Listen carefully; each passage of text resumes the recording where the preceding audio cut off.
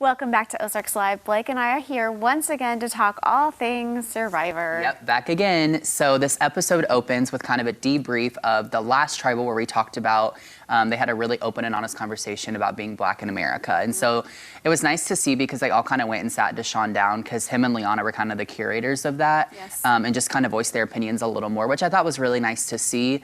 But then there's also this moment where you see Erica and Deshaun talk about how there hasn't been a female winner since season 34.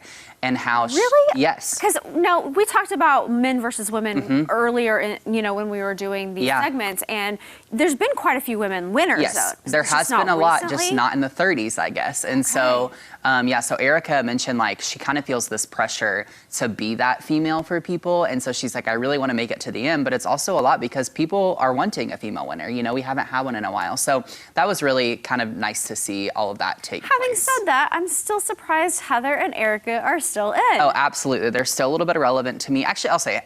Erica's kind of on the come up. I kind of could see potentially Erica winning, depending on I like who she's them up both. against. I'm just surprised because they don't seem like they are very strong competitors, which is what the game's all about. Yeah. And so then we get to the reward challenge.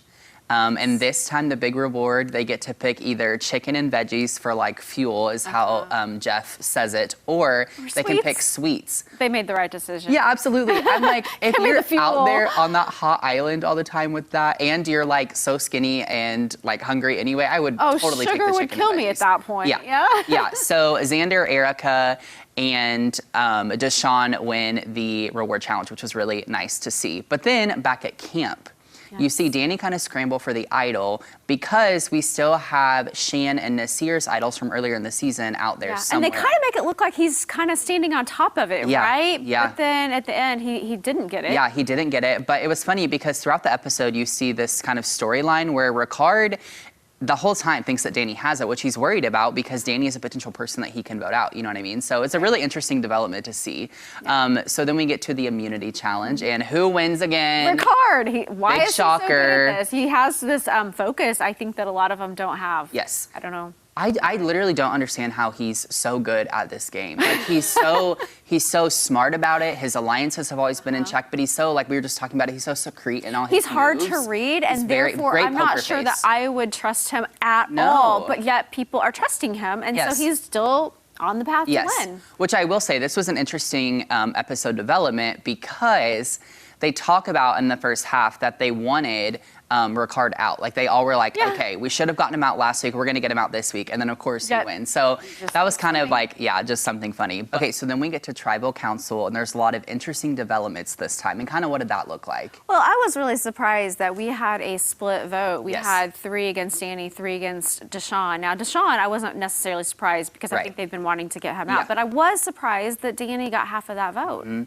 Yeah, and so it's interesting because if you back up a little bit at that tribal, Deshaun, you can definitely tell, is a last-ditch effort. He tells Jeff, he's like, I'm going to spill some info about some people. And Jeff's like, okay, well, don't just say that and not do it, so just do it. So he does, and he tries to, like, kind of take down Erica in the process, which I thought was really kind of, like, shady of him. I really didn't like that move at all. They've been together the whole time, Yes, right? and it's funny because you see Erica mention, like, she's like, Deshaun and I have kind of had this off-and-on relationship, but I would still save him and kind of take him if need be, you know? And so I was like, why would he take her down? Like, she is part of the reason that he's still here. You know what I mean? Yeah, I think he was somehow trying to save himself, but in the end, Danny did get voted out. So now Deshaun's there with this information that he just spilled that is probably going to come back to haunt him. Yeah, and that's the thing. It's like, Deshaun is still here in Final 5, but it's definitely going to hurt him. And honestly, I think they're keeping around more as a liability more than anything else because it's like, okay, well, a lot of people definitely aren't going to respect his gameplay. So if we keep him Not at this point, not after what he just did, but I'm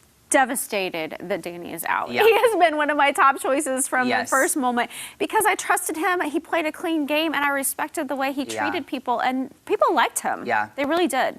So what's crazy is the finale is tonight.